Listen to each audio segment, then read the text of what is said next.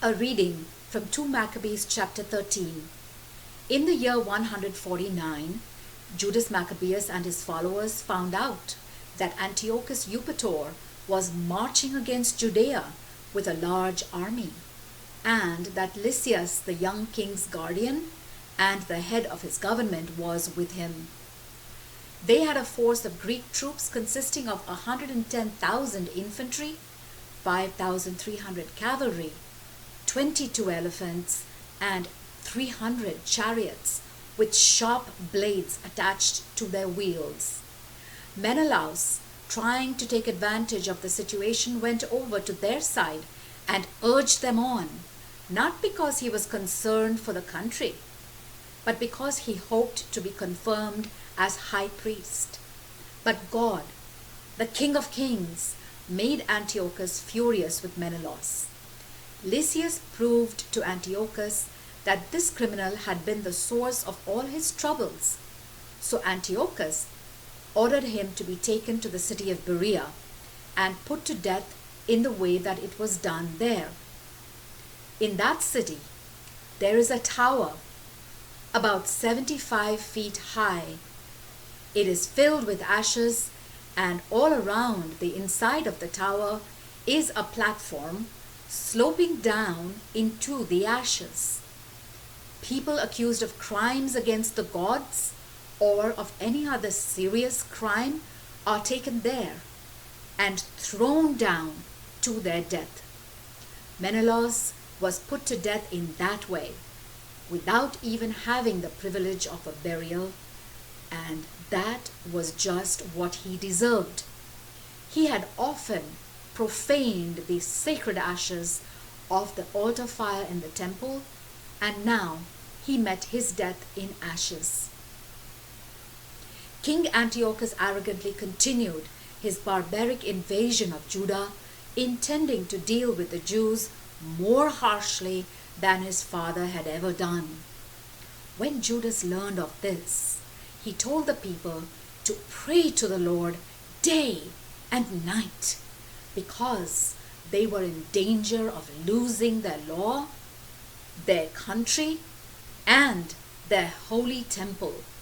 As never before, they needed his help and protection to keep their newly restored country from falling into the hands of godless Gentiles. For 3 days, the people did nothing but lie face down on the ground, fasting and crying, begging the merciful Lord for his help. Then Judas spoke words of encouragement to the people, urging them to get ready for action. Afterward, Judas met privately with the Jewish leaders and decided to march out with God's help to battle against the king, rather than to wait for Antiochus to invade Judea and besiege Jerusalem. Then, leaving the outcome of the battle to the Creator of the world, Judas encouraged his men to fight bravely and to be willing to die for their laws, the temple, Jerusalem, their country, and their whole way of life. They set up camp near the city of Modane. Judas gave his men the battle cry, "Victory comes from God." And that night, with a picked force of his bravest young men, he attacked the area near the king's tent and killed as many as 2,000 men. They also stabbed to death the lead elephant and its keeper. Everyone in camp was terrified and in panic when Judas and his men finally left victoriously just before dawn. The help and protection of the Lord had made all this possible. This taste of Jewish daring was enough to convince King Antiochus that he had to find some better way of capturing the Jewish positions. He attacked the strong Jewish fort of Bethzor, but was repeatedly beaten back and finally defeated.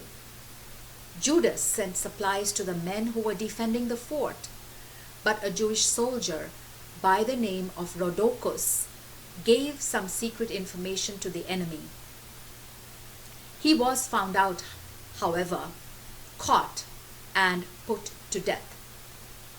The king made a second attempt to come to terms with the people of Bethzor, and when he had reached an agreement with them, he withdrew his forces. Then he went to attack Judas, but again he was defeated. Meanwhile, Philip had been left at Antioch in charge of the government, but King Antiochus learned that he had revolted. The king did not know what to do, so he initiated peace talks with the Jews, agreed to their terms, and promised to be just in his treatment of them. To put the treaty into effect, he offered a sacrifice, gave a generous gift to show his respect for the temple, and graciously received Judas Maccabeus. After that, the king appointed Hegemonides to be governor of the territory between the cities of Ptolemais and Gerar, and then he himself went on to Ptolemais.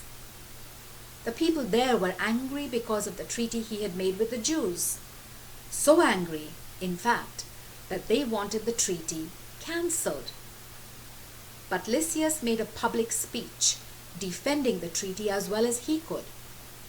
After he had calmed the people down and convinced them that he was right, he returned to Antioch. In this way, King Antiochus's invasion was turned into a retreat. The word of the Lord.